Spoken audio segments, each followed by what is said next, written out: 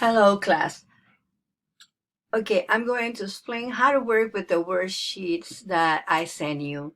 Basically, it's the same thing we just did with the previous one that we had in Google Classroom. We have to use the verb estar. I also added a document. Well, the document we work in class with the conjugation of the verb estar. In case that you don't find it in your drive, I put it again in Google Classroom, so you can open it and work with it as you're working with the worksheet. However, I'm going to begin explaining what to do. So do not forget to create your own copy from Kami so you are able to answer in your worksheet. That way you don't have to print it out and you just turn it in.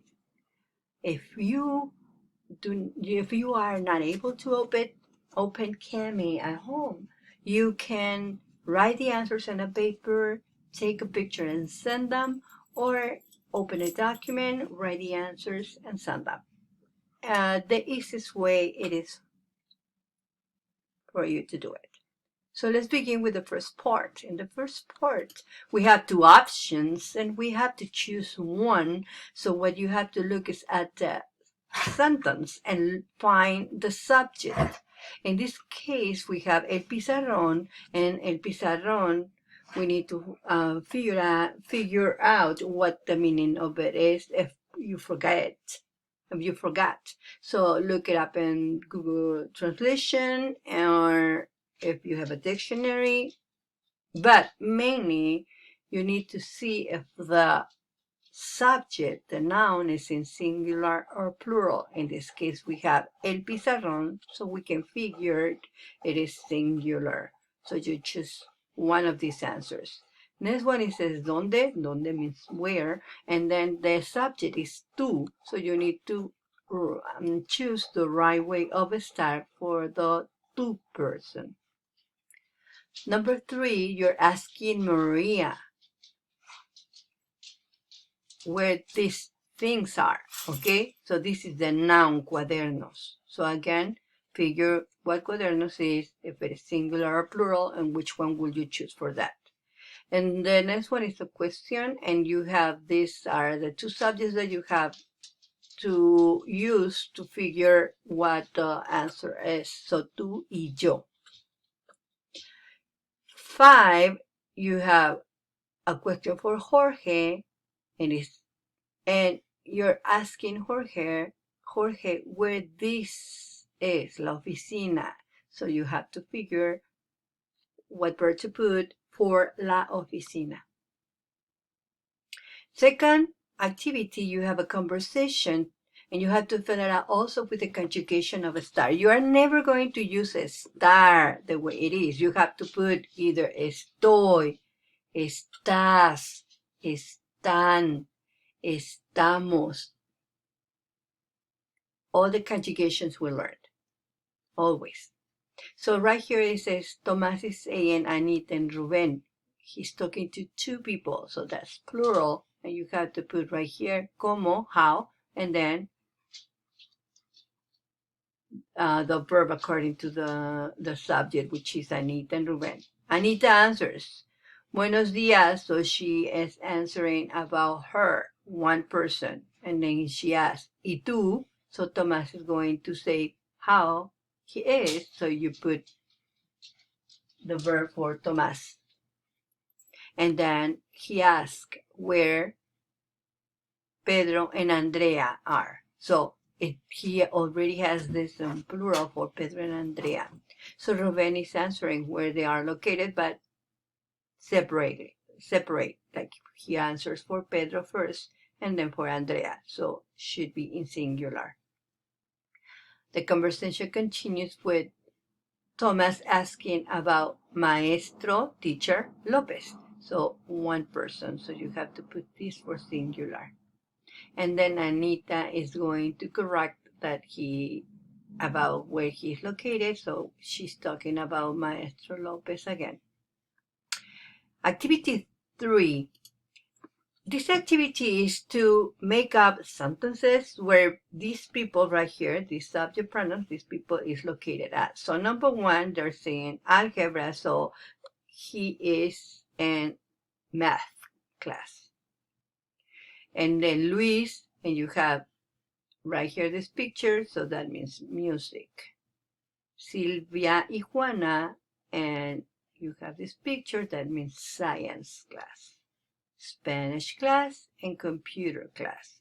So if you don't remember how to spell them, look it up again and you write it. So all of the sentences is to put here, to write here the verb estar according to the subject and then the place. And all of them should be with N, okay? To, whatever you put the verb, and then the class. So right here goes the verb, and then the name of the class. So N means in or at. Okay, we continue with the following page. And right here, we're going to have moods, feelings.